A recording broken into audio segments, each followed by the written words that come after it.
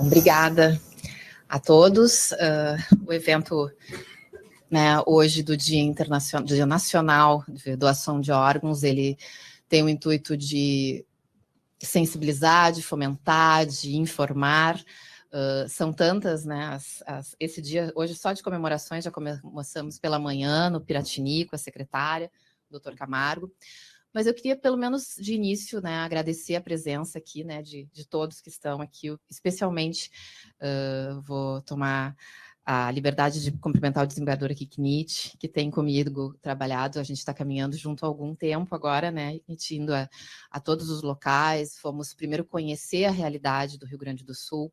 Eu e o desembargador fomos na Central de Transplantes do Estado, fomos aos hospitais, conversamos, né, com o Joel de Santa Catarina, que já nos ouve, conhecer a realidade do país, né, estudar um pouquinho sobre o sistema espanhol, né, os sistemas de outros locais, e aí tivemos a ousadia, né, de pensar em auxiliar e aprimorar, né, isso que já vem acontecendo, considerando a queda que a gente verificou após a pandemia na doação de órgãos no Rio Grande do Sul. Então, nós aqui do Ministério Público acompanhamos, né, durante toda a pandemia e trabalhamos tanto nas questões dos leitos, seja aqui o doutor Eusade, das internações, das consultas, hoje uma demanda reprimida nas especialidades, e o que vemos também é essa necessidade hoje de buscar boas práticas, boas ideias, sugestões políticas, né,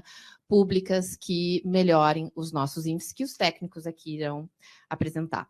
Eu quero, então, só registrar a secretária Alita Parceira aqui, né, presente. Nós não vamos apenas falar de forma a lamentar, né, a situação em que nos encontramos. Pelo contrário, a secretária, assim que soube das nossas articulações, né, e o doutor Walter, que eu agradeço aqui a presença da doutora Fernanda, da Santa Casa. O doutor Walter sugeriu, na nossa primeira reunião na Santa Casa, que criássemos um grupo, né, de apoio aos transplantes, né, com a presença de várias entidades, e então a doutora Alita, ao saber, se engajou, né, já de primeiro momento. Então nós, ao final, vamos fazer essa assinatura aqui hoje, né, e registrar a corregedoria que está presente aqui do Judiciário, que nós também estamos trabalhando juntos para desburocratizar,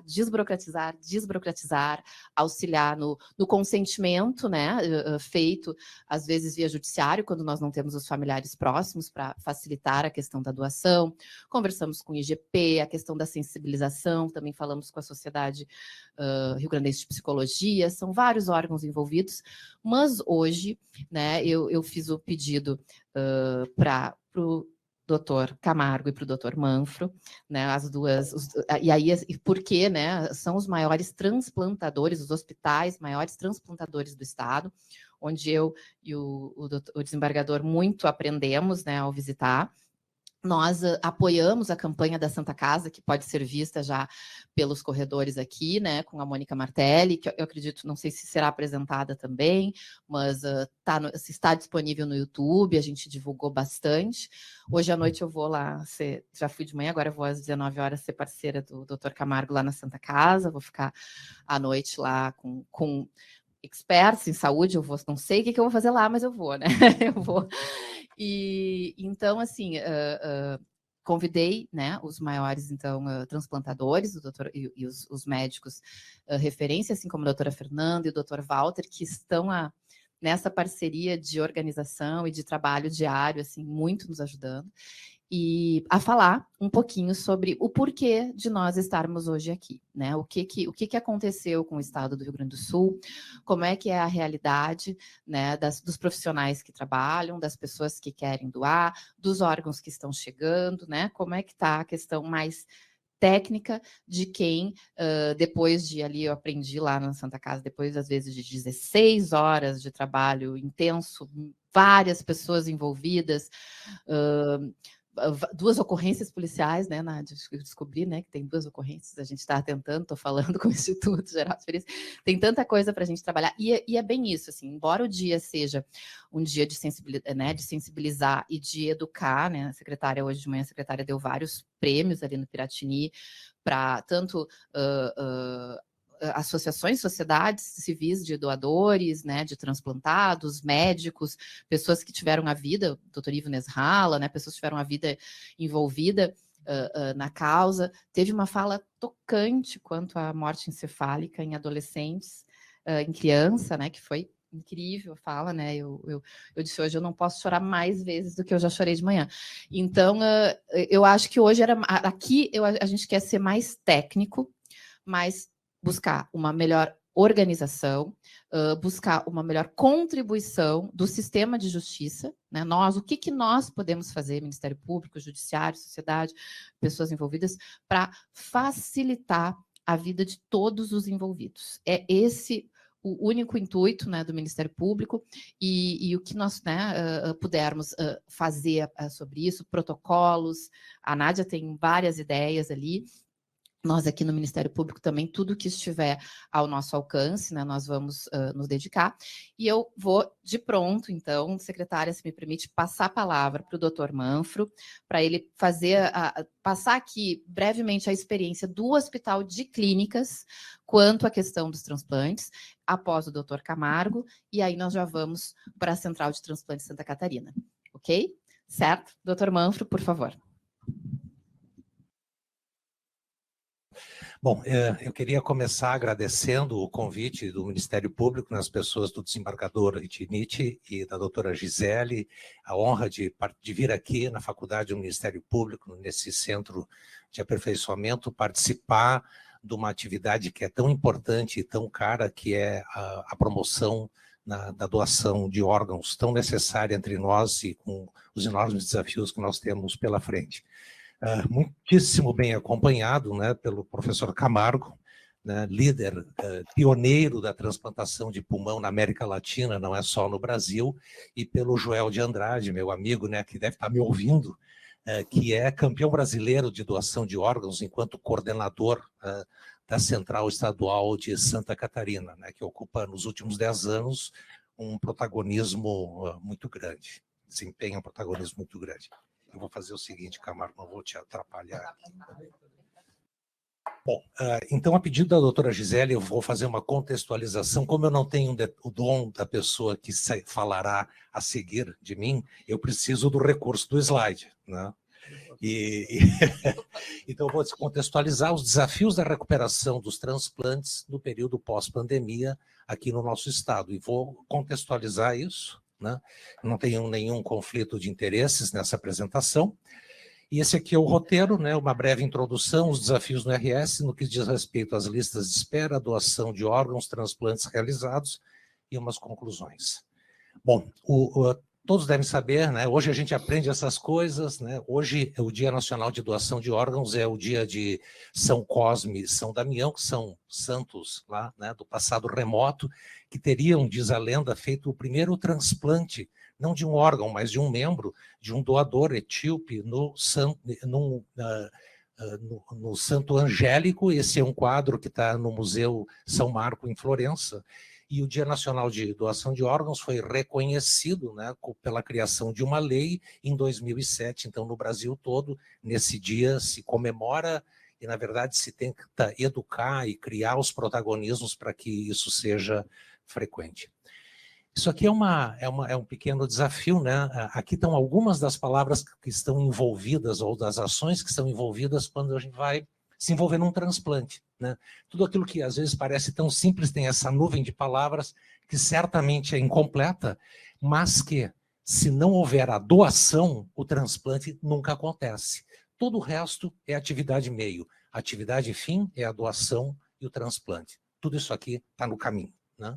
Nos seus diversos aspectos. Vamos começar, então, pela parte mais técnica. Desculpe, Camargo, estou de... como é que está a lista de espera, né? Isso é do conhecimento de muitos, para um transplante aqui no estado do Rio Grande do Sul. Atualmente, né, eu consultei isso no dia 26, agora de setembro, são os dados relativos ao final de agosto desse ano. 2.645 pessoas aguardam por um transplante de órgão ou tecido, na sua maioria aguardam por um transplante renal ou por um transplante de córnea, eu vou comentar posteriormente a respeito disso, e outros transplantes cuja frequência das doenças terminais na população é menor. ou que não existe um método para mantê-las vivas após a falência do órgão, né, as listas são necessariamente menores. No transplante do rim, a gente tem a situação que está longe de ser ideal, mas o paciente pode se manter vivo por alguns anos no processo de diálise. E isso aqui é como evoluiu. Eu peguei 2017 porque foi um ano emblemático, né, Camargo? Eu acho que foi o ano que nós tivemos o melhor desempenho aqui no estado, e só faz 5 anos, então está bem fresquinho na memória de todo mundo. Como é que era a nossa lista de espera em 2017? Então eu fiz uma pilha aqui, né, botando o rim embaixo, que é o órgão que mais tem gente esperando, e olha só a córnea. Nós tínhamos uma lista que era tecnicamente 0, 2017, aumentou um pouquinho em 18, aumentou um pouquinho em 19, e o que aconteceu na pandemia? Né? Hoje em dia existem mais de 1.000 pessoas aguardando por uma córnea no estado do Rio Grande do Sul, o que, para quem teve há 5 anos atrás uma lista que era tecnicamente 0, né, é muita coisa. Mas todas as listas aumentaram. Olha a lista do rim, tinha em torno de 900 pessoas, agora tem quase 1.400. Então, esse é o cenário e como é que isso evoluiu nos últimos 5 anos. Bom, muito bem. E o que acontece com quem não faz um transplante e está na lista de espera? Eu peguei os dados pré-pandemia para não ter a contaminação que a gente teve por conta da pandemia, que, para ser bem enfático, a gente ainda está fazendo a conta do prejuízo. Né? Então, eu peguei dados de 2019, as mortalidades em lista de espera no Brasil, pessoas aguardando por um determinado órgão, quantas morrem no ano em que aguardam. Então, tem um índice que é baixo comparativamente de óbitos nas córneas, quase 6% das pessoas que aguardam rim morrem um ano, quase a metade dos fígados, que aguardam um fígado, 33% de quem aguarda um coração, próximo de 20% de quem aguarda um pulmão e um número menor para pâncreas isolado. E como é que está a efetivação da doação de órgãos no estado do Rio Grande do Sul? E eu procurei aqui nos colocar no benchmark da nossa região. A região sul é onde nós moramos, é onde nós temos uma composição étnica mais semelhante, onde nós temos parâmetros e índice de desenvolvimento humano, renda média per capita, nível educacional mais semelhantes. E, felizmente, né, nós nos comparamos com os melhores. Eu acho que a gente não deve se comparar com os piores. A gente tem sempre que se comparar com os melhores, que é para buscar a meta e depois atingi-la. Coloquei o Brasil, para que todos tenhamos uma noção, né? Então, são os doadores efetivos por 1 milhão de habitantes no Brasil, computados até junho de 2022, os dados do primeiro semestre. Por 1 milhão de habitantes, o Brasil teve 15,4 doadores, o Rio Grande do Sul, 16,7. Santa Catarina, quase 38, e o Paraná, quase 40. Né?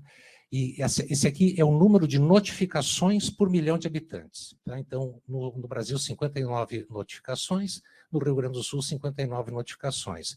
No Paraná, notificações de morte encefálica, 99, em Santa Catarina, 99, no Paraná, 100. Esses estados atingiram aquilo que tecnicamente se considera a capacidade esgotada da notificação, da identificação da morte encefálica. É difícil ir além disso, mas nós temos um bom caminho pela frente aqui. E por que não se efetivam as doações nesses mesmos locais? Também são os dados agora, até junho desse ano, né? A negativa familiar, né? Aproximadamente em torno de 40%. No Rio Grande do Sul, em função da diminuição das outras causas, ela representa uma fatia maior, mas percentualmente o Brasil é 44% e o Rio Grande do Sul é 45%. Esses dois aqui estão na casa dos 30% a 32% de negativas familiares. E no final eu vou comentar um pouquinho sobre isso. E por fim, como é que nós efetivamos a doação de órgãos? A barra azul, então, aqui é por 1 milhão de habitantes, dos anos de 2017 a 2022, né? A barra azul é o Rio Grande do Sul, Santa Catarina em vermelho, Paraná em verde claro e o Brasil em preto. Em 2017, nós tínhamos em torno de 10 doadores por 1 milhão de habitantes, a mais do que a média nacional. Né? E, enquanto o Paraná e Santa Catarina continuaram lá no topo, tiveram sim um impacto da pandemia, mas a magnitude do impacto ainda manteve eles com um desempenho de causar inveja em país europeu desenvolvido. Né? No Rio Grande do Sul, nós diminuímos de 26 doadores por milhão de habitantes nesse ano, para uma média que foi um pouquinho inferior à média brasileira o ano passado, e está um pouquinho superior à média brasileira nesse ano. Já tivemos 10 a mais por milhão de habitantes por ano no Rio Grande do Sul, comparado ao Brasil. E essa aqui é a evolução dos transplantes no Estado. Então, como o professor Camargo concordou comigo, 2017 foi o nosso melhor ano na série histórica, né? Nós tivemos aí 1.500 transplantes de órgãos ou tecidos feitos no ano de 2017, ao longo do ano, aqui no Estado. Caiu um pouquinho em 2018, recuperou em 2019, mas mantínhamos um patamar bem interessante. A pandemia não deu um tombo no mundo inteiro, na sociedade, no mundo inteiro, não poderia ser diferente. E essa aqui é uma projeção. O que eu fiz? Eu peguei os dados dos primeiros 7 meses do ano, né, dividi por 7 e multipliquei por 12. Então, isso dá uma projeção, claro que tem uma margem de erro, de qual seria o desempenho do Estado do Rio Grande do Sul ao término desse ano, né? Então, é possível que não seja exato, mas eu acho que vai ser bem aproximado. Nós vamos estar... E por que eu fiz isso? Porque nesse momento, e nesse ano todo, nós não temos restrições severas à realização de transplantes de órgãos nos hospitais transplantadores aqui no Estado. Então, a Santa Casa de Porto Alegre, a PUC, o Hospital de Clínicas, os outros hospitais que transplantam no interior do Estado, estão em condições, mesmo nesse contexto de, vou chamar de pandemia residual, porque ela não foi embora ainda, né?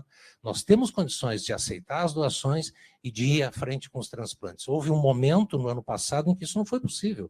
Nós passamos 6 semanas sem ter transplantes aqui. Eu acho que os únicos transplantes que foram feitos foram de fígado. Os outros todos, não me lembro se foi feito algum pulmão, o professor Camargo só me corrige posteriormente.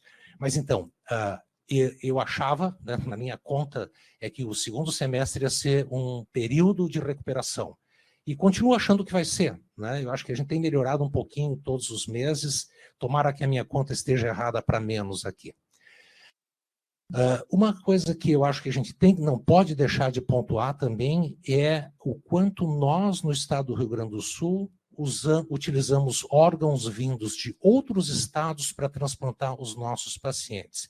E isso é emblemático para alguns órgãos. Os dados só são disponíveis para 2020, 21 e 22, né? Mas vejam só, vermelho são órgãos que vieram de outras centrais estaduais de transplantes e azul são os órgãos vindos da nossa central. Então, aqui, 25% dos rins vieram de outro local, de outro estado. O número de fígados é menor, aqui foi em torno de 5%, 10% em 2021. Quase 40% dos pulmões que o professor Camargo transplanta vem de outra central estadual de transplantes. Em 2020, os números são semelhantes em 2021 e são um pouco piores em 2022. Claro, os dados ainda não são completos, isso pode terminar o ano diferente do que está aqui.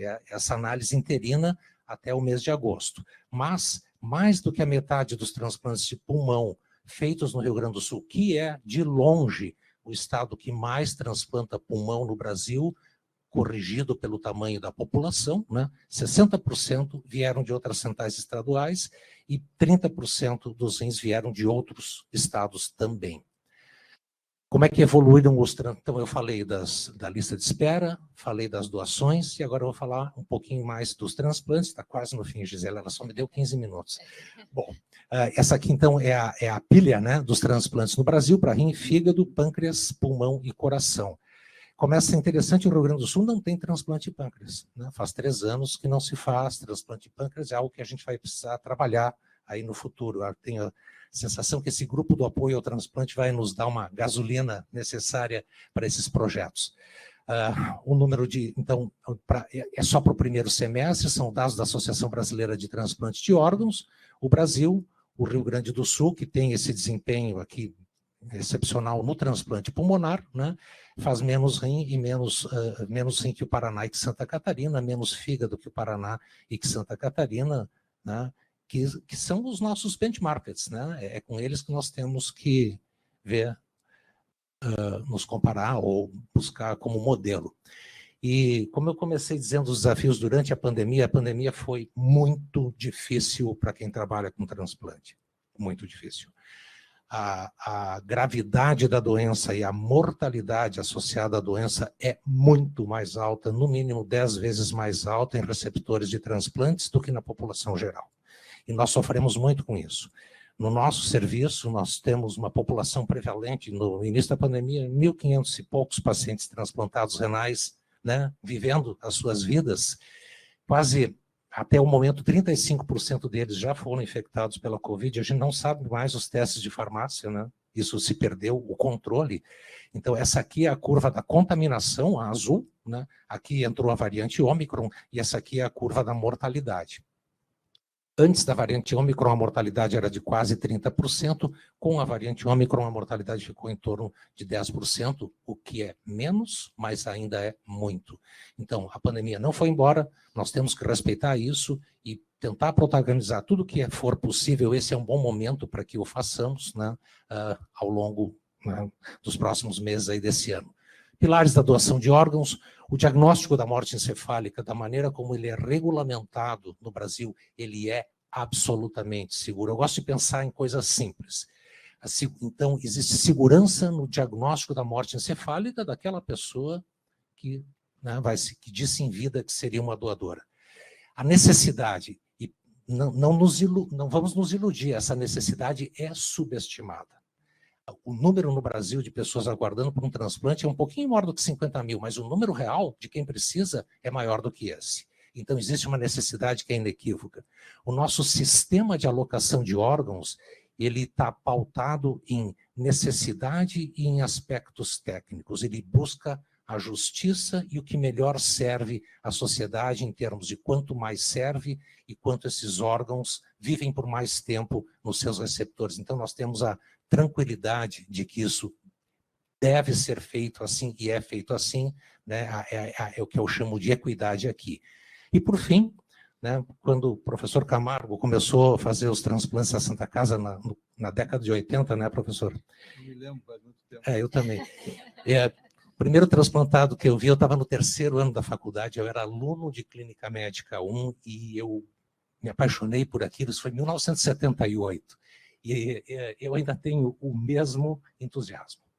Não tenho mais a mesma energia, mas o entusiasmo continua igual. Naquela época, os resultados eram muitíssimo inferiores aos que a gente observa hoje. Então, deixaram de longe de ser terapias fúteis ou experimentais e são terapias que salvam ou melhoram vidas. E isso nos dá o esforço, né, e o estímulo para continuar buscando isso. Eu botei isso aqui mais uma vez em homenagem ao professor Camargo. Nós discutimos esse artigo há 6 anos atrás na Academia Sul-Rio-Grandense de Medicina, e é um artigo publicado naquela que talvez seja a revista médica mais emblemática, mais importante no mundo todo, no Lancet. E eles publicaram esse editorial dizendo que a doação de órgãos dependia da confiança. A confiança da sociedade, sobretudo. E eu acho que essa confiança a gente alcançou. Onde a gente enxerga a recusa familiar, na minha convicção, não é por falta de confiança, é por falta de esclarecimento e de educação. E se naquela época nós dois concordamos que confiança era a palavra-chave, hoje em dia nós temos outras palavras-chave nessa longa equação, né, da execução dos transplantes, que necessariamente a confiança, a efetividade, a dedicação, um sistema público que apoie adequadamente e, por fim, mas não menos importante, o desafio que as instituições transplantadoras estão enfrentando de desafio econômico, de manter os seus programas de transplante, né? Algumas tabelas não são reajustadas há 22 anos, outras há 12, 14 anos. Então, as instituições hoje em dia fazem um esforço muito grande para manter isso. E isso, para que seja perene, para que continue, também vai ter que ser devidamente abordado. Eu acho que eu passei do tempo, desculpe. 39 segundos. Ai, que muito obrigado. Espetáculo, que precisão, parabéns. Parabéns, muito obrigada. Preciso, trazendo os dados, né, exato, como já sabia, brilhante, brilhante, parabéns. Doutor Camargo, o microfone é todo seu. Obrigado, Gisele. Eu gostaria de agradecer a iniciativa do Ministério Público, especialmente pelo entusiasmo da Gisele de mobilizar a comunidade em geral no sentido da conscientização de que transplante como tratamento médico é a única forma de terapia que depende da sociedade para que ela seja beneficiada. Olha que coisa mais original, né? O resto tudo não. O resto pode ser comprado, pode ser oferecido, pode ser sorteado, mas a doação é base dessa forma de tratamento que eu defino como deslumbrante na medida em que você tem uma solução quando um órgão perdeu a funcionalidade, de simplesmente trocá-lo. Isso era uma quimera no fim dos anos 50, que ninguém pensava que isso pudesse ser possível. Eu fui despertado para o transplante de uma maneira um pouco curiosa. Assim. Eu estava arrumando uma gaveta do meu mestre, eu era residente, eu não me lembro quantos anos faz que eu era residente, mas faz muito tempo. E ele era um desorganizado, e na gaveta tinha tudo, tinha até poemas que ele escrevia num guardanapo no bar. E achei a capa de um diário de notícias, um jornal que os mais jovens nunca ouviram falar. O diário de notícias notificava a realização do transplante de pulmão, do transplante de coração na África do Sul. Quando eu perguntei para o mestre por que ele tinha guardado esse recorte, ele me disse: porque nós ainda vamos transplantar o pulmão. Aquilo me pareceu uma coisa meio delirante, e eu, na verdade, festejei muito, foi nós ainda vamos, porque significava que ele tinha me incluído no serviço e eu era residente e não sabia que ia continuar. Né? Para mim, foi uma revelação fantástica. Mas eu me envolvi com isso no fim dos anos 70, quando fizemos um trabalho experimental no Instituto de Cardiologia, e foi uma experiência única, realmente fantástica, que me levou para os Estados Unidos, quando eu mostrei num congresso pan-americano no Rio a nossa experiência laboratorial e fui convidado a completar o projeto nos Estados Unidos. E é uma paixão que não tem fim. Né? Eu me lembro que quando eu voltei com essa ideia e encontrei a Santa Casa no momento mais trágico da sua história recente, só se discutia se fechava ou não, e aí chega um lunático para falar em transplante, as pessoas ouviam com aquele ar assim de ele não deve estar bem. Né? Mas eu depois me dei conta, e tive nisso o apoio fantástico do João Polanczyk, da percepção de que transplante é uma forma de tratamento que, disponibilizado para a população, é o maior estímulo ao desenvolvimento do hospital. Quer dizer, se um hospital se preparar seriamente para fazer transplante e não fizer nenhum, ele terá feito um grande investimento. Porque a qualificação indispensável para o transplante não é exclusiva. Ela estará lá disponível a todas as pessoas que precisarem desse hospital.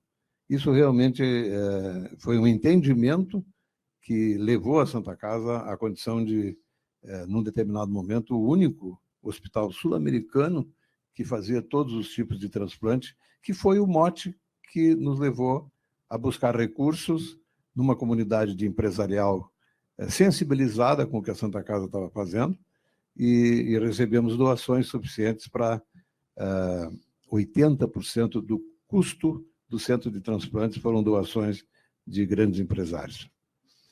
Eu me lembro que, quando eu perguntei ao Jorge Gerdau, um grande empresário, por que ele tinha doado, o que o levava à doação, ele me disse: não foi pelos seus belos olhos, foi pelo fato de que eu não gosto da ideia de morar num estado em que as coisas não dão certo. Empresário que se preza, festeja viver num lugar onde outras coisas funcionem bem. Foi uma fase assim, de grande euforia, e isso foi acompanhado do estímulo à doação de órgãos. Houve uma onda de otimismo, né, que, por alguma razão, em algum momento, se quebrou. E nós hoje estamos vivendo uma fase de ressaca. Nós já tivemos, durante 20 anos, a liderança no número de doadores por milhão de habitantes, e hoje estamos brigando, e já tivemos um momento em que estivemos abaixo da média nacional. E média nacional significa a reunião de vários estados que não conhecem transplante como forma de terapia confiável. Eu estava olhando a tua lista de pacientes necessitados de pulmão, Manfred, me dei conta que A nossa realidade do pulmão é muito trágica, porque a lista de pulmão não aumenta, porque se o paciente não for transplantado, ele morre. Então, vocês vão ver assim, lista de córnea crescendo, lista de rim crescendo. Por quê? Porque você fica cego, mas não morre. Você fica sem rim, mas fica fazendo diálise e não morre. Né? Enquanto que, quando o indivíduo preenche os critérios para doação, para a realização de transplante de pulmão ou de coração, ele está vivendo os últimos meses, às vezes, no máximo, poucos semestres. Né? E se não consegue, quando a gente olha a lista de espera do ano anterior, você descobre que ela foi renovada por transplante ou morte. Então, isso explica o desespero que foi a pandemia para a lista de espera de pulmão. A pergunta que eu mais ouvi foi: doutor, o senhor tem certeza que eu vou ser transplantado? Porque, senão, eu prefiro ir para casa e morrer perto dos meus. Nós recebemos muitos pacientes de outros estados, aqui exclusivamente. Estar num lugar só para esperar já é enlouquecedor. Estar num lugar para esperar e não ver acontecer é duplamente enlouquecedor. E é impressionante o que acontecia com o grupo da lista de espera quando um deles morria. Quem mais percebeu isso foi o pessoal da fisioterapia. Havia um desinteresse completo de continuar fazendo fisioterapia porque um deles morrera. É o desespero que ocorre. Uma coisa que o Man falou disso em relação a financiamento de transplante, nós temos uma terrível aberração na Agência Nacional de Saúde Suplementar, que não considera que os planos de saúde devam pagar transplante de pulmão, de coração, de fígado ou de pâncreas. Se o indivíduo pagou o plano de saúde a vida toda e, tendo perdido a função de um órgão, não foi o rim, ou não foi a córnea, ou não foi a medula, se ele não tiver recursos para pagar o transplante, ele falar pelo SUS. E houve um momento, eu lembro que nós revisamos isso numa abordagem, o pessoal da Agência Nacional de Saúde, em que 46% dos brasileiros tinham plano de saúde e 95% dos transplantes continuavam sendo pagos pelo SUS.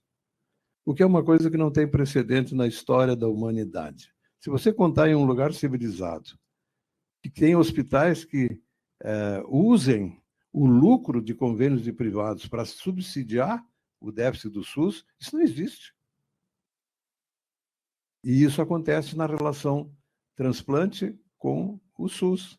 O SUS paga, quer dizer, o SUS está financiando a empresa privada que vende os seus seguros a um preço progressivamente mais alto e que não assume, porque não tem nenhuma pressão legal.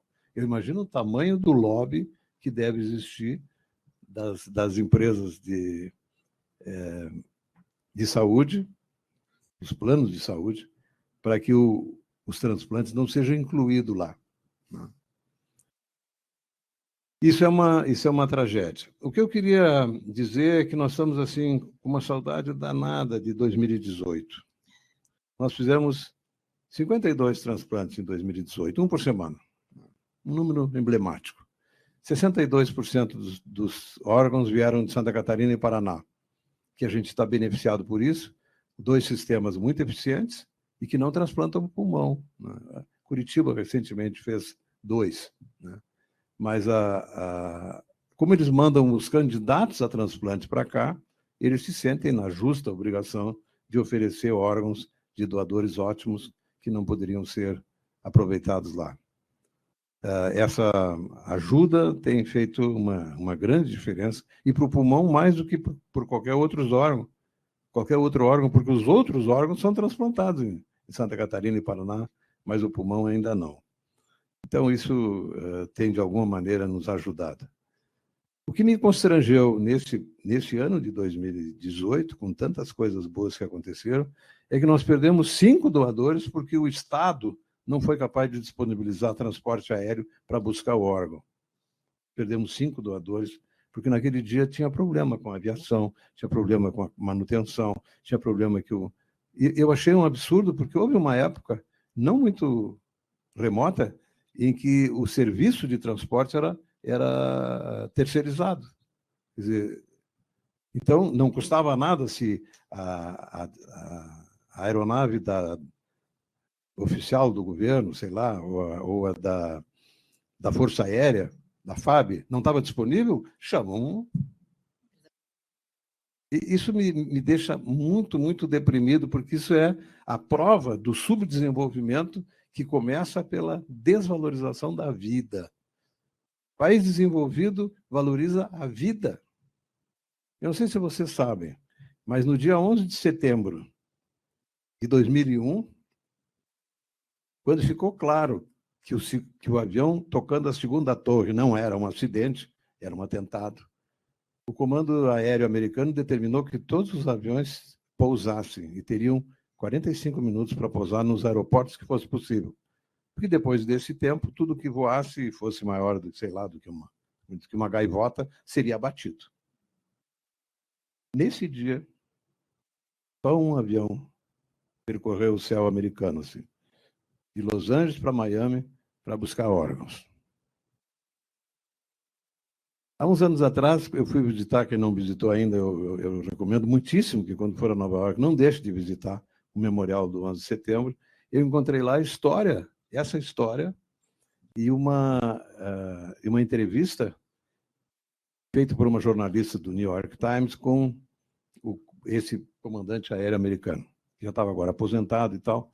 E ela perguntou, conte como é que foi aquela tensão, o grande desespero dos americanos naquele dia era não saber mais que outros aviões viriam e de onde, né? Uma preocupação enlouquecedora foi esconder o presidente, que todo mundo sabia que estava na Flórida, e o Force One podia ser atingido a qualquer hora. Pois é, e ela disse, e aquela autorização que o senhor deu para um avião buscar órgão, não foi uma concessão arriscada? Ele disse, não. E o argumento, eu achei, de uma nobreza, ele disse, eu autorizei porque já tinha morrido gente demais em Nova York. É aquela ideia de que se você salva um, de alguma maneira tu está salvando o mundo, né? Eu achei isso uma demonstração de civilidade, de desenvolvimento, né? A valorização da vida. E eu não sei se você tem essa impressão, Manfro, mas eu fiquei com a impressão de que, quando a gente recomeçou a mobilizar a população falando de doação de órgãos, a informação de que temos, assim, 60 mil brasileiros necessitando de transplante comoveu menos depois da pandemia. Porque, de alguma maneira, ficou guardado no sensório das pessoas a informação de que já morreram quase 700 mil. 60 mil para 700 mil, entende? O efeito disso, nós temos que apagar a desgraça que foi a pandemia e recomeçar com a vida das pessoas que podem ser recuperadas. Eu acho que é muito importante que a gente estabeleça um roteiro de sensibilização que vai começar ou não vai funcionar com educação. Eu estava discutindo isso com a última vez que falamos, não foi, Gisele, de que a gente tenha uma possibilidade de usar os deputados que têm tanto interesse em apresentar projetos de lei e tal, que crie uma lei estadual que torne obrigatório que se fale de morte encefálica, de transplante de órgão, nos colégios de primeiro e segundo grau, porque nós não podemos desperdiçar esse que, em qualquer lugar civilizado do mundo, é um dos vetores mais confiáveis para levar informação para o seio da família, que é a criança, que ouve, acha interessante e comenta. Qual é o efeito disso? A possibilidade de que o maior número de pessoas tome posição. Diga, se eu morrer, eu gostaria de ser doador. Porque isso retira da família a enorme dificuldade de decidir por doação. Que ninguém pensa que doar é fácil, né? É muito difícil. Ela é absurdamente difícil na medida em que ela é uma solicitação de generosidade no momento em que o sentimento dominante é de revolta e dor pela perda. Se essa decisão não foi tomada antes, não é essa hora que a família vai ter cabeça para decidir. A experiência que nós temos, que se repetiu mais de uma vez, de que quando a família sabe que a vítima sofreu que sofreu esse acidente que levou à morte encefálica, anunciou previamente que se morresse gostaria de ser doador, inverte tudo. É impressionante o que a família é capaz de fazer para cumprir a última vontade expressa em vida. Eu já vi coisas comoventes nessa área. Eu lembro de um pai que perdeu o único filho homem, 15 anos, um acidente estúpido, caiu de um skate, bateu a cabeça no cordão da calçada, morte encefálica. E o garoto tinha, assistindo televisão com ele, acompanhado uma matéria que ficou famosa no Brasil, que era uma menina de São Paulo chamada Eloá, que foi assassinada pelo namorado e que tinha dito para o pai que se ela morresse, ela queria ser doadora. E esse menino, de Uruguaiana, tinha dito para o pai, nessa noite, assistindo a esse programa do Jornal Nacional, que se ele morresse, ele também queria fazer como Eloá, ele queria ser doador. O pai enlouqueceu pela perda do filho e pela iminência de não poder cumprir a vontade dele. Quando estava chovendo muito em Uruguaiana, não tinha como o avião ir para lá, ele chegou a ligar para um amigo dele que tinha um avião agrícola lá em São Borja, ficou desesperado. Quando abriu o aeroporto, fomos buscá-los, e a Fabíola, que trabalha conosco, que foi buscar o órgão lá, quando chegou no aeroporto, tinha um Megane do ano na pista de uma Secretaria da Saúde de Uruguaiana. Está bem de carro, né? Era o carro dele, pai. Porque ele estava desesperado porque tinha ouvido que o seu doador parasse o coração, todos os transplantes seriam perdidos. Imagina a dor de perder o único filho homem com 15 anos e agora essa obstinada busca de que fosse cumprida a última vontade do filho. Isso nós temos que considerar como a coisa mais inteligente que se possa fazer para que a cultura da doação de órgãos adquira naturalidade. Não pode ser uma coisa espetacular sempre, porque isso é falta de cultura. Nós estávamos comentando com o Manfro que a maior prova de que nós não temos cultura é que faz campanha em setembro, aumenta o número de transplantes em outubro, diminui em novembro, dezembro, janeiro. Não tem memória. Enquanto não tiver cultura, o que nós vamos fazer? Nós vamos depender dos espasmos de generosidade estimulados pela mídia, que parece que não tem a menor noção do tamanho da responsabilidade social que tem, e se dedica a publicar possíveis escândalos. Né? Tente vender um escândalo, é uma coisa mais fácil de ser vendido. Né? Eu gostaria de passar a tarde ouvindo o Dr. Camargo aqui hoje, né?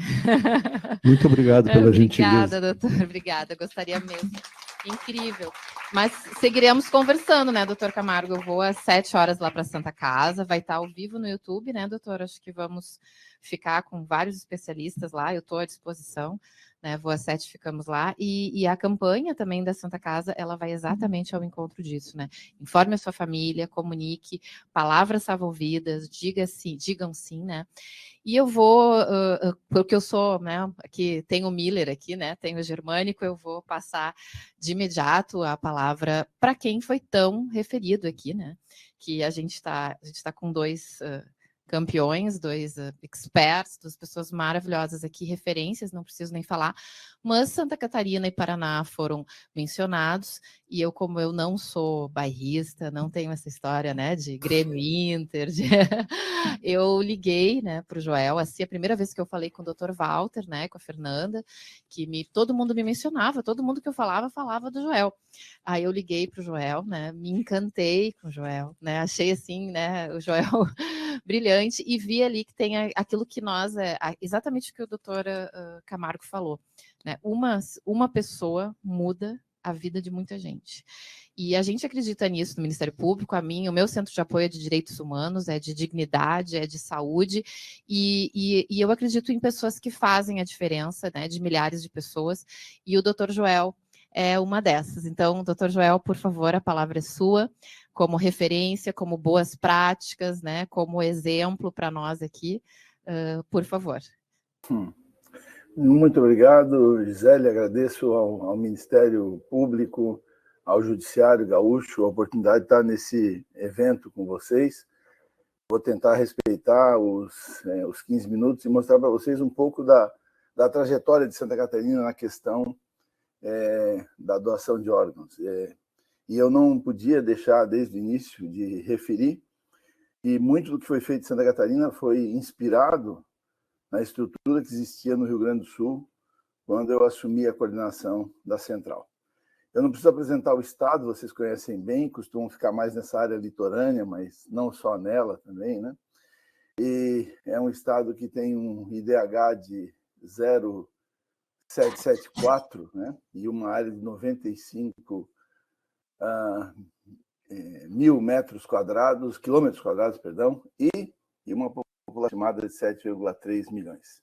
Ao assumir a coordenação de transplante de Santa Catarina, eu me vi não num cruzamento, mas numa multiplicidade de vias, de ideias, e logo em seguida nós tivemos essa reunião. Lamentavelmente, a foto que eu tenho não tem o lado da mesa onde estava o Dr. Walter Garcia, mas aqui estão representantes de ONGs, uma médica que foi fundadora do Sistema Nacional de Transplantes, algumas pessoas que trabalhavam comigo. E nesse dia foi a primeira vez que eu ouvi falar na minha vida de modelo espanhol de coordenação. O Dr. Walter, que tinha feito o projeto Siembra, tinha passado pela Espanha, tinha muito claro a ideia de que, se cada hospital tem um grupo de profissionais que faz a procura de doadores, é muito mais fácil que esse processo progrida, né? Poucas semanas depois, eu fui a Criciúma, onde ocorreu a primeira retirada comigo como coordenador. Fiz questão de entrar no carro, depois entrar no avião, acompanhar de perto todo o processo para tentar entender onde estavam os problemas. Dessa retirada multiorgânica, saíram 2 rins, era uma de 8 anos, 2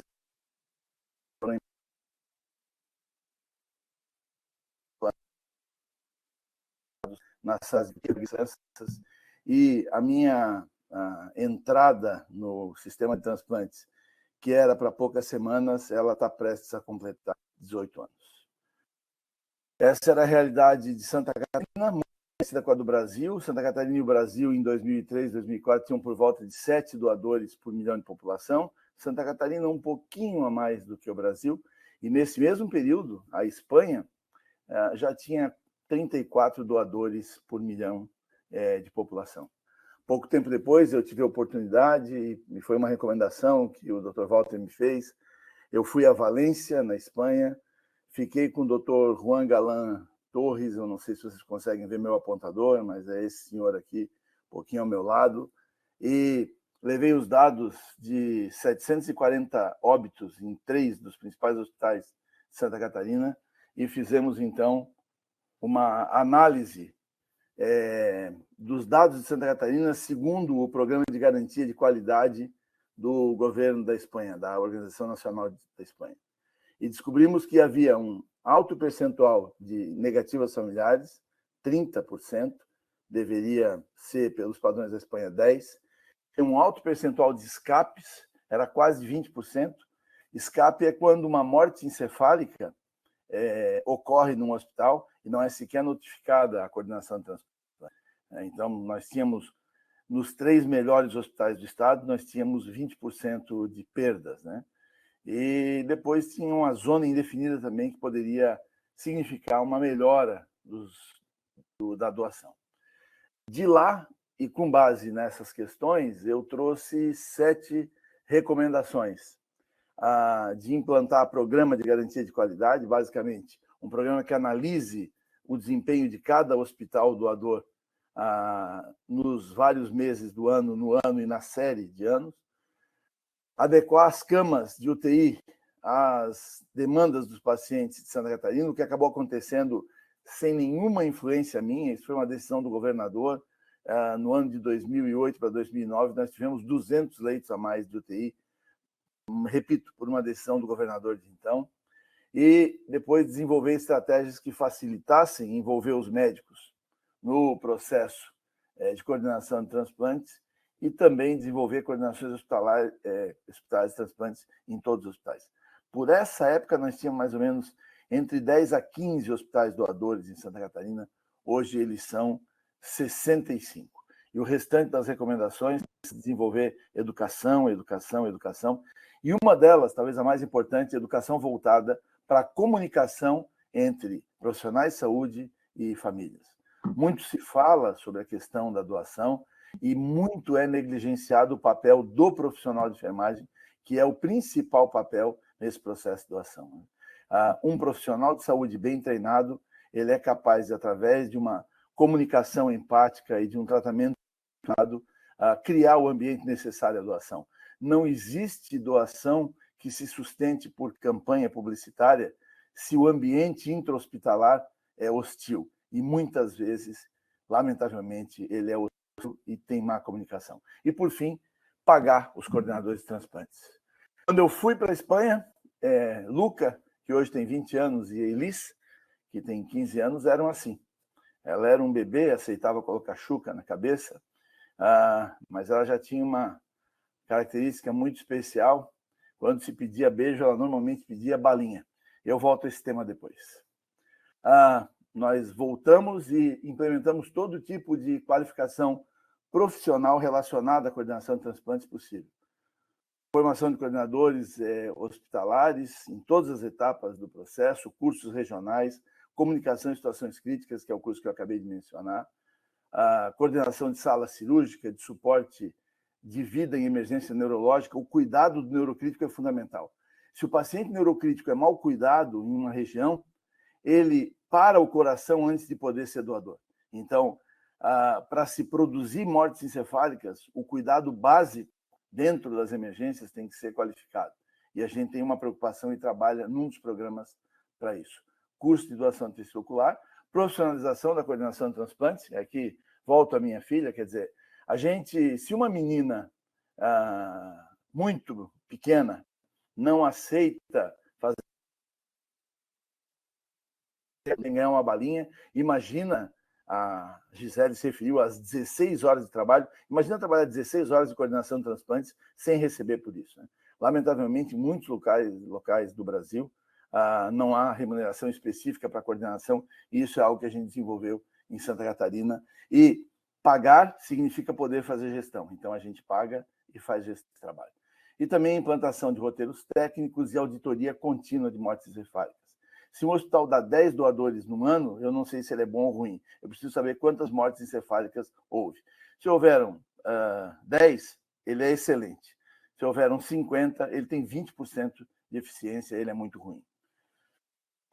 Aprendemos da Espanha, os resultados e as ações da Espanha estão fartamente publicadas, mas 2 são principais.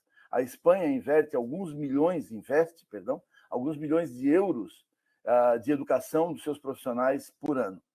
E faz isso através das principais universidades do país. O Ministério da Saúde financia programas de educação para a coordenação de transplante dentro das universidades e vão capacitando os profissionais de saúde. É essencial que se capacite os profissionais de saúde, porque eles é que estão em contato hoje com as famílias e com as pessoas que podem efetivamente mudar E a outra questão que eles fizeram muito foi produzir todos os documentos técnicos e científicos entre profissionais de terapia intensiva, coordenação de transplantes e a própria Organização Nacional de Transplantes. Isso tudo a gente buscou imitar, e nós temos 2 cursos estaduais todos os anos, que reunimos praticamente todos os coordenadores, menos os que ficam cuidando da lojinha. Esses cursos se repetem, são de morte encefálica, de comunicação de notícias, encontros de temas genéricos de doação. Estamos devotados agora à questão de cuidados paliativos e doação. Acreditem-me, a questão dos cuidados paliativos é um grande problema hoje no conflito que tem com alguns aspectos da doação. E, por fim, em 2010, pois inauguramos essa questão de comunicação de más notícias, que não só ensina essas habilidades aos profissionais, como permitiu a nós da Central identificar em loco quem poderia ser coordenador ou não. A gente que foi treinada recebeu a impressão de que não devesse seguir nessa atividade, porque não tinha nenhum tipo de perfil. E muita gente que foi lá só olhar, pois foi convidada a ficar, porque trabalhar como transplante. Isso tudo fez com que nós virássemos o jogo do ponto de vista da não autorização. Nós tínhamos, em 2007, 70% de não autorização. fomos em 2019 por volta de 19 e 20, por volta de 25, e não autorização familiar, e depois da pandemia fomos para por volta de 30, mas almejando outros resultados. Esse importante sobre a queda na recusa da doação na Espanha, a despeito de não haver mudança na opinião pública. Aqui mostra 3 momentos distintos, né? 93, 99 e 2006, onde pesquisas de opinião pública mostravam que existia uma opinião estacionária da população em relação a doar ou não doar órgãos. E, por incrível que pareça, a não autorização caiu de 25% para 15%, numa população onde, por volta de 20 e poucos por cento, pois era não doadora. A mensagem desse trabalho é clara. Se os profissionais de saúde, bem educados, treinados e trabalham bem, eles podem ter a questão das dúvidas da família em loco, na beira de leito, dentro das UTIs. E é muito importante que todas as pessoas de áreas críticas tenham esse tipo de treinamento, não só os coordenadores de transplantes, porque você não reverte isso com a ação de um grupo específico só. Não adianta o mais habilidoso dos coordenadores lidar na entrevista com uma família que foi maltratada pelo médico assistente, pelo enfermeiro assistente e pelos profissionais de vários ambientes do hospital. Na hora da doação não adianta ser educado, tem que ser educado. Ético processo. Nós publicamos muito, essas são as diretrizes, e quando eu falo nós, é um grupo grande de médicos do Brasil, envolvendo muitas pessoas do Rio Grande do Sul também, diretrizes de manutenção de potencial doador, testamos as hipóteses, vimos que elas eram favoráveis, diretrizes de avaliação e validação.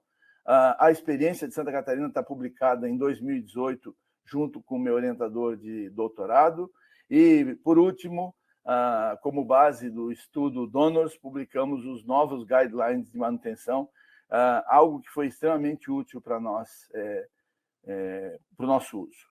Essa Santa Catarina e seus centros de doação, as cidades onde existe doação, os 65 hospitais, ali está escrito 64, mas agregamos mais um, e aqui os centros de transplante. E assim tem que ser. Muitos hospitais doadores e alguns hospitais que transplantam.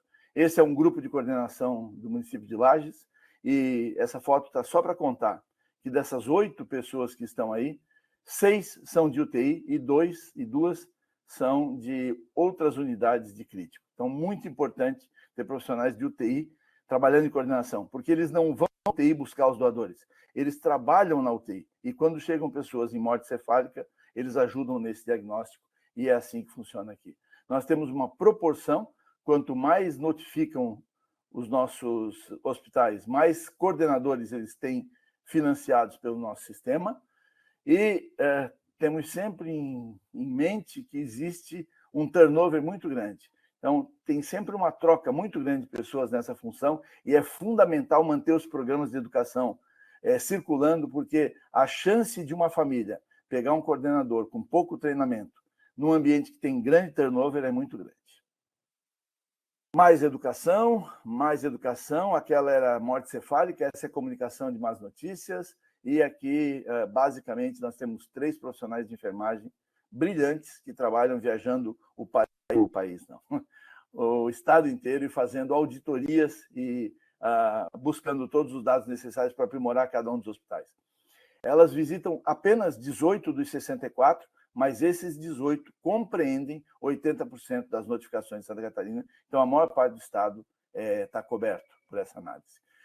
Vou passar rapidamente as questões da auditoria, que é fundamental. Não existe bom sistema de transplantes sem auditoria.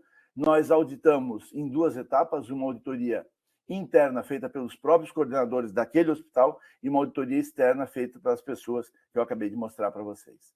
E disso gera os dados de quanto cada hospital notifica e deixa de notificar. Então, a gente tem os dados de cada um dos hospitais em cada uma das regiões, né?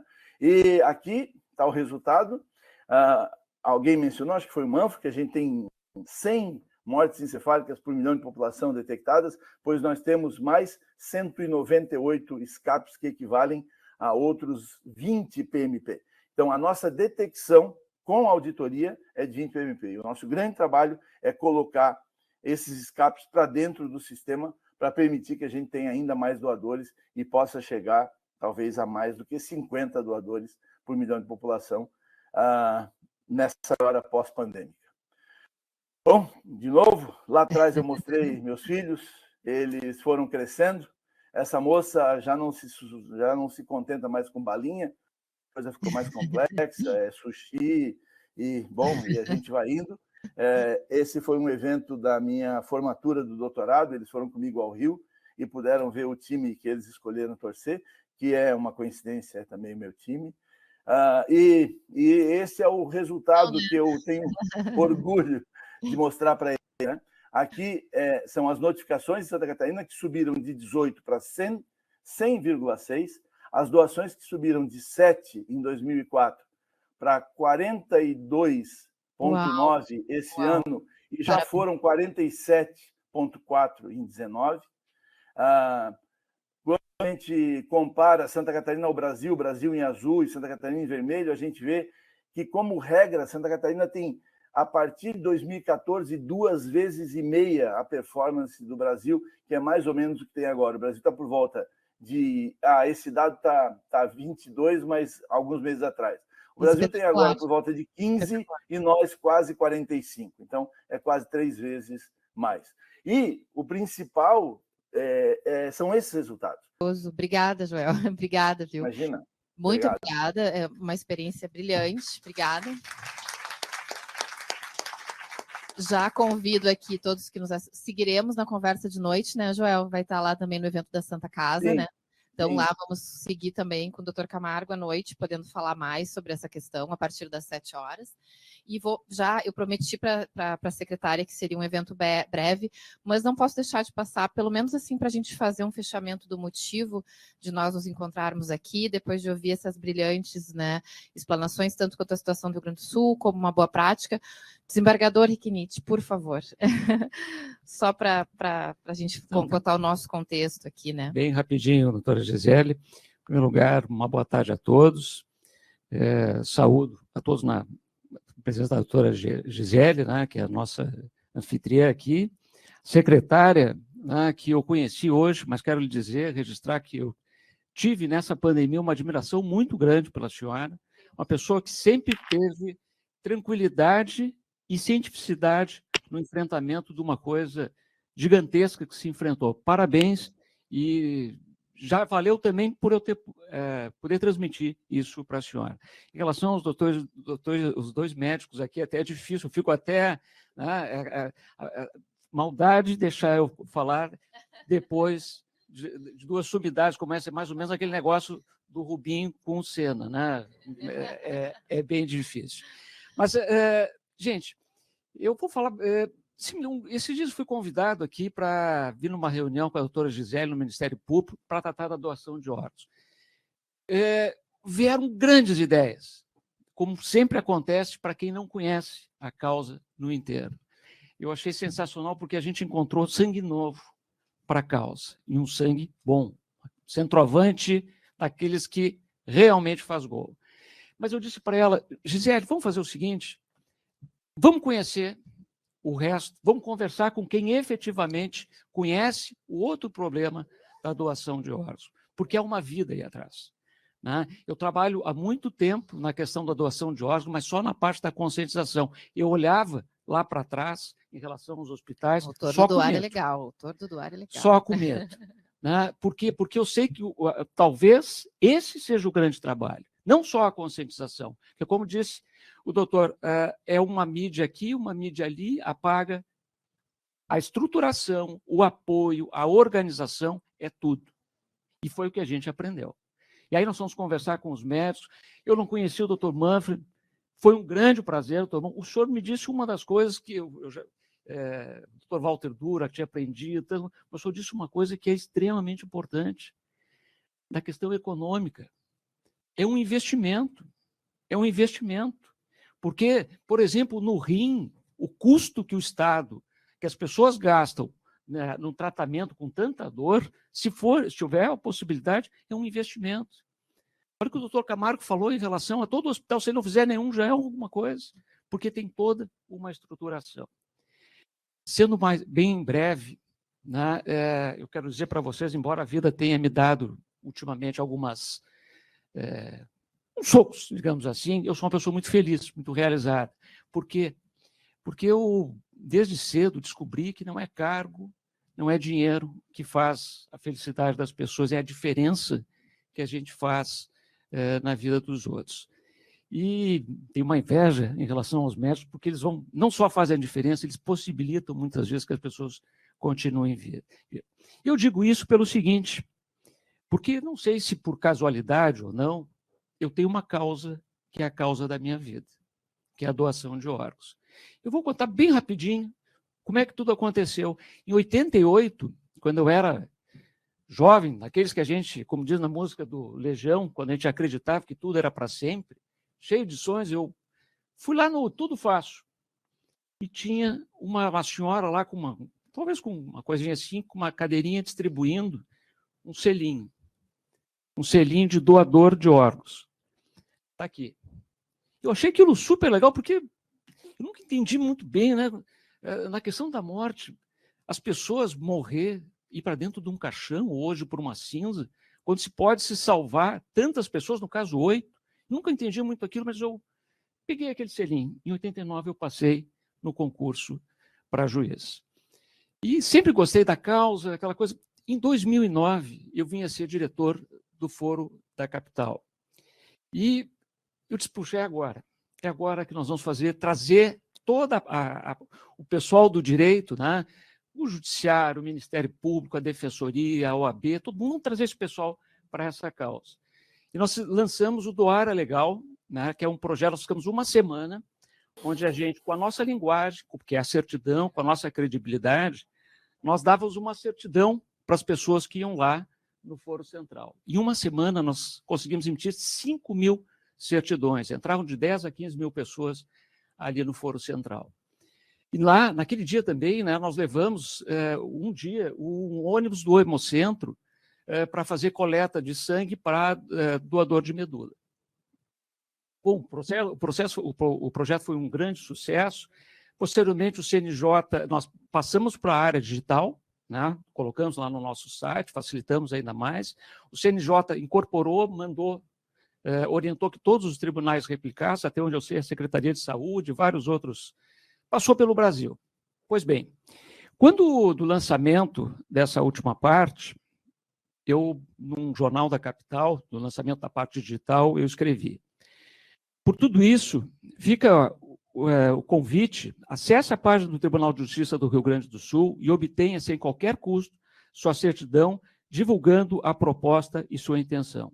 Esse pequeno gesto pode fazer toda a diferença no futuro, pois é importante que todos nós nos conscientizemos que estar no rol de doadores ou na angustiante fila de espera por um órgão, para si ou para um filho, pode mudar da noite para o dia. Dependendo apenas do imponderável do destino, pelo que tudo o que se fizer hoje pode significar amanhã a diferença entre a vida e a morte. Eu escrevi isso em 2014. Em final de janeiro de 2020, eu, com a Vida Feliz, estava fazendo uma trilha com a minha filha, em Santa Catarina. Vida perfeita. Imagine uma vida perfeita. Em final de janeiro de 2020, na primeira semana de fevereiro de 2020, estava no hospital com a minha filha com uma grave doença, que a única chance de salvação dela era uma doação de medula. Pois bem, é uma chance de 1 em 100 mil. Ela tinha 40. Uma jovem, com a mesma idade dela, 24 anos,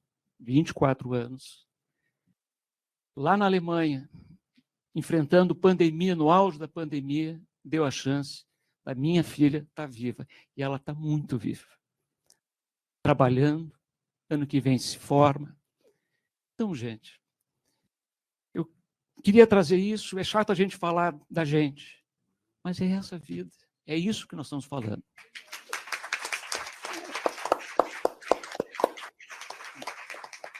Tudo que a gente faz hoje pode fazer a diferença amanhã. Está de um lado, do outro lado da fila, é questão do destino. Muito obrigado. Eu que agradeço, desembargador. Obrigada por falar de algo tão lindo. E o Joel, a primeira vez que nós conversamos, lembra, Joel, que tu me cantaste a música do Jorge Drexler, que tudo é um retorno, cada um dá o que recebe, né? Aqui a gente está tendo mais um exemplo disso. É isso aí. Eu agradeço demais, embargador, por tudo que o senhor nos dá. E eu gostaria de passar direto a palavra para a secretária. A secretária foi, né? A gente já se emocionou algumas vezes hoje, né? E também o Eusad está aqui, eu quero registrar, o doutor Eusad, o doutor Ramon da Central de Transplantes, o Diego do COSEMS, que vai assinar conosco como testemunha, a doutora Simone Mariana da Rocha esteve até agora aqui, nossa ex-procuradora-geral de Justiça, a doutora Marta, muita gente nos prestigiando, e a pessoa que hoje, né, como eu já disse, o desembargador fez a diferença na pandemia, está fazendo a diferença na saúde do Rio Grande do Sul, e que de pronto abraçou essa nossa retomada, né, esse recomeço. Vou passar a palavra, secretária, por favor, é toda sua. Boa tarde. Muito bem. Gostaria de cumprimentar aqui a doutora Gisele, agradecer muito a parceria, o apoio, né, e sempre está nos instigando a ir em frente assim, com a tua energia. Né? Implantamos o Gerinte, o GERCOM, muito com a tua presença e teu apoio. Hoje já é uma realidade no estado do Rio Grande do Sul. Nós estamos, a pandemia, né, fizemos com que a regulação da área hospitalar fosse a 1000 pelo Brasil, né, porque, infelizmente, o Estado adotou como sistemas oficiais, agora estamos no GERCOM correndo muito, e certamente tu és uma profissional e uma representante do Ministério Público, assim como os demais membros aqui dessa valorosa instituição que o braço é forte para a gente ir em frente. Muito obrigada.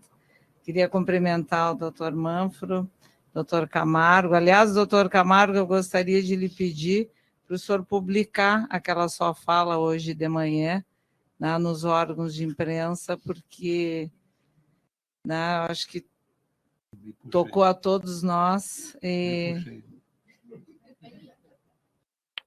O senhor não gostou da minha sugestão? Todos nós nos emocionamos, né? Todos os dados que foram apresentados aqui, né, e lá pelo Joel, em Santa Catarina, parabéns, Joel, parabéns. Obrigado. Aqui. E o desembargador, muito obrigado pelas suas palavras, o seu depoimento também mostra, né, que todos nós temos aqui uma representação institucional, mas todos nós somos, né, pessoas carregadas de emoções, de desafios, né, de problemas, de superações, e esse dia de hoje já serviu para várias reflexões, e serviu também para ver quantas pessoas tem nessa causa. A nossa equipe diretiva da Central de Regulação, doutor Eusad, doutor Rafael, as equipes dos hospitais, conheci hoje a doutora Fernanda, né, e tantos outros profissionais. Está aqui o Diego, representando o colegiado de secretários municipais, e eu vou ser muito sincera, além do banho de água que eu tomei aqui, né, eu vou ser muito sincera aqui na minha fala. Não precisa pedir desculpas. Eu vou ser muito sincera aqui na minha fala. Durante as falas, eu tive momentos de tristeza, né? Mas eu me recupero, porque a resiliência faz parte de quem faz gestão pública, né? De buscar, junto com a equipe, os reais motivos pelos quais, se em 2018 éramos ou estávamos, digamos, numa fase positiva de captação e de transplantes, por que em 2019 não repetimos esta façanha? Quais são as razões? 2020 e 2021, é óbvio que nós temos muitos motivos para que tenhamos diminuído, né? E certamente Santa Catarina conseguiu avançar e talvez o impacto não tenha sido tão expressivo. Por isso que eu tenho que dizer, antes de entrar propriamente no que nos move hoje estarmos aqui juntos, na Tribunal de Justiça, Ministério Público, Secretaria e outros órgãos, como o COSEMES, o que nos moveu para estarmos juntos aqui? Eu gostaria de dizer algumas palavras rápidas. Tu está controlando o tempo aí, mas eu vou ser bem objetiva. Primeiro que nós assumimos o governo em 2019, com 1.125 bilhões de reais de dívidas com municípios, com fornecedores e com hospitais. Os hospitais estavam há 4 meses sem receber os incentivos estaduais.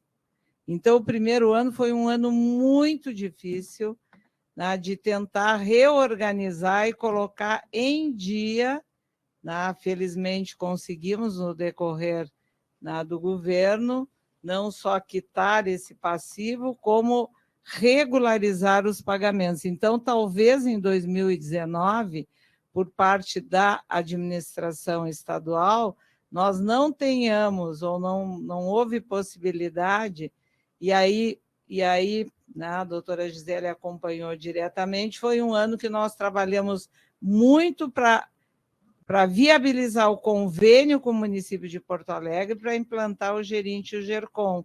E talvez tenhamos, sim, né, não digo negligenciado, mas talvez enquanto gestão estadual, não tenhamos dado aquele olhar mais atento diante de tantas dificuldades que assumir o governo, né? Então, isso foi realmente... Eu preciso colocar isso, porque parece que nós viramos as costas quando se vê determinados números e dados, mas eu acredito que não. Bom, nós criamos o programa Assistir.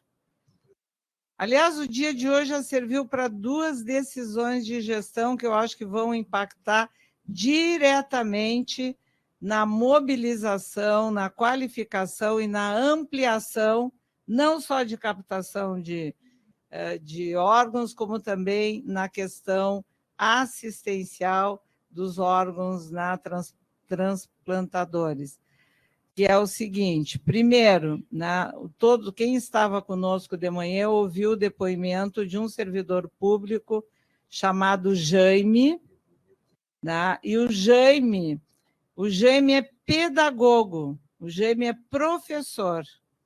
Então, quando o doutor Camargo fala, e o Joel citou muito, que nós temos que investir na educação para termos uma cultura de doação de órgãos, nós já decidimos, em conjunto com o doutor Elsade, doutor Rafael e a nossa equipe, que nós vamos organizar na Secretaria de Estado da Saúde, com a colaboração das demais instituições, um grupo para trabalhar a educação e a informação, porque realmente nós acreditamos que muitas das negativas dos familiares se dá justamente pela falta da informação.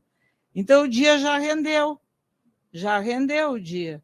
A gente tem que aproveitar, e todos os dias a gente aprende, Eu, com meus 75 anos, estou aberta a sugestões e aprendizados diários, então hoje esse já foi um dos aprendizados que nós captamos e vimos que podemos seguir em frente. O segundo é em relação aos incentivos do programa Assistir. Eu não vou falar do programa Assistir, que eu demoraria muito, mas esse programa é o programa de incentivos do Estado para os hospitais. Houve uma mudança central neste programa, coordenado pela diretora Lisiane, que é valorizar os tipos de serviços. Então, tem os ambulatórios das várias áreas, então, o Estado coloca um recurso de incentivo para tipos de serviço. E tem também um incentivo chamado suplementar diferenciado, que é para aquelas áreas muito específicas, de maior complexidade, algumas vezes única na estrutura assistencial, que precisa de um recurso suplementar, e a gente deu essa sigla, suplementar diferenciado. Quando criamos o Assistir, em setembro de 2021, nós estávamos sem uma base técnica para definir exatamente como iríamos colaborar, além do recurso federal, como iríamos colaborar enquanto Estado para a área de transplantes. E hoje, doutor Rafael, doutor Elsade e doutora Lisiane, já no intervalo entre um evento e outro, já decidimos que vamos reformular o incentivo para a área de transplantes, porque ele é colocado em cima, um percentual em cima do número de leitos de UTI dos hospitais. Mas isso é um critério que não diz respeito à realização ou não de notificações e de captações de órgãos. Que tem grandes hospitais com muitos leitos de UTI que fazem uma notificação ou nenhuma. Então, não é um critério que valoriza quem faz. Então, vamos fazer essa mudança. O doutor Rafael já está produzindo, junto com o doutor Elsade, os critérios técnicos para podermos fazer esta alteração de um recurso que não é pequeno, talvez não seja o ideal, mas não é pequeno. A gente coloca 6 milhões de reais ano para a área de transplantes para os hospitais que têm OPO e CIDOT. Então, isso, estou falando, é isso? Vocês concordam, os dois? Que pela cara dos dois, é isso? Os dois diretores, doutor Rafael e Elsade. Então, isso já rendeu hoje. Já rendeu hoje, já vamos em frente nesse sentido. E, por fim, sem me alongar muito aqui, eu queria, então, dizer que, para evitar maiores burocracias, que se dependesse de uma... Não que não fosse possível, nós optamos em criar uma portaria que leva o número 1018, que é uma portaria que cria um grupo de apoio em transplantes. Esse grupo está constituído por representações da Secretaria da Saúde, do Tribunal de Justiça, do Ministério Público, da Sociedade de Terapia Intensiva, do Conselho Regional de Medicina, não sei se tem alguém representando aqui o Conselho Regional de Medicina, com a possibilidade de participação de todos os hospitais atuantes na área de transplantes. Então, este grupo tem como objetivo incentivar e mobilizar a sociedade para a política de transplantes e enxertos, propor temas de regulamentação em complemento às diretrizes básicas, analisar relatórios, encaminhar auditorias, sugerir melhorias da política de transplantes no Estado e mobilizar a sociedade civil para ampliação da captação de órgãos e tecidos. Então, esta portaria estará no Diário Oficial amanhã. Eu agradeço muito a doutora Gisele, porque foi fruto de um trabalho conjunto. Agradeço ao doutor Bruno, nosso diretor de auditoria, que, aliás, temos um trabalho também a ser desenvolvido. e vamos já marcar em breve, talvez agora no próximo mês de outubro, uma reunião para que possamos colocar este grupo em movimento. Não é uma portaria para ficar no Diário Oficial ou na gaveta, é uma portaria para que as instituições sejam agentes de mobilização, não só para captar mais doadores, mas também para dar apoio técnico às instituições, para que a gente possa superar esse momento difícil. Se eu me desanimei, eu já estou animada de novo, para que a gente possa, de fato... Eu não quero vencer Santa Catarina, não quero vencer Paraná, não quero vencer... Eu quero cumprir aquilo que é a nossa missão maior, e nem concorrer. Nós temos que buscar, com a nossa força, com as nossas instituições, que, aliás, são de excelência, que sirvam as nossas façanhas, de modelo a toda a terra, também na área de transplantes. Então, nós queremos evoluir, queremos crescer e queremos continuar num trabalho que pode ter desacelerado, mas que voltará com a força total das instituições e voltaremos aos patamares que queremos, porque a esperança e o sonho nos movem a fazer sempre o melhor quando se tratar de salvar vidas. Muito obrigada. Obrigada, secretária. Vamos assinar? Vamos assinar? A senhora assina, por favor. Nós vamos de testemunhos, claro. Desembargador, por favor. Diego, do COSEMS, vamos lá. Pode ser com verde, de setembro verde? Eu acho que todos podem assinar. Claro, por favor. Mas a primeira senhora, secretária. Depois desse banho, né, secretária? Vamos lá. Caneta verde. Tem várias, eu tenho várias canetinhas.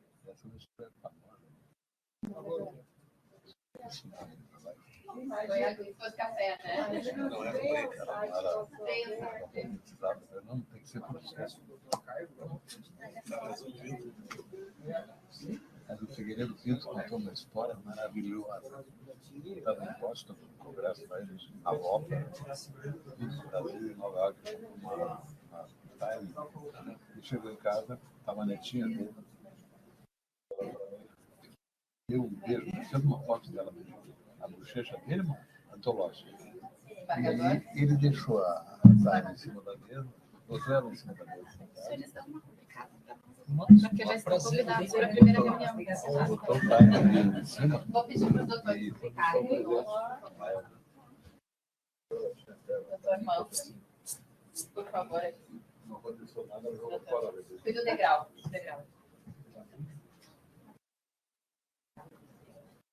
Vamos marcar a primeira reunião já para outubro, né? Já temos pauta. Diego, vai ter uma pauta, teremos. O Eustádio eu tenho que deixar de falar, né? Pela Secretaria de Transplantes. Por favor.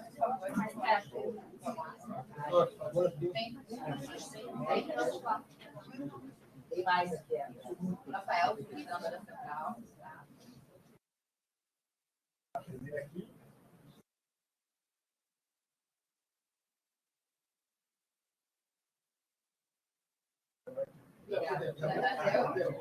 Obrigada.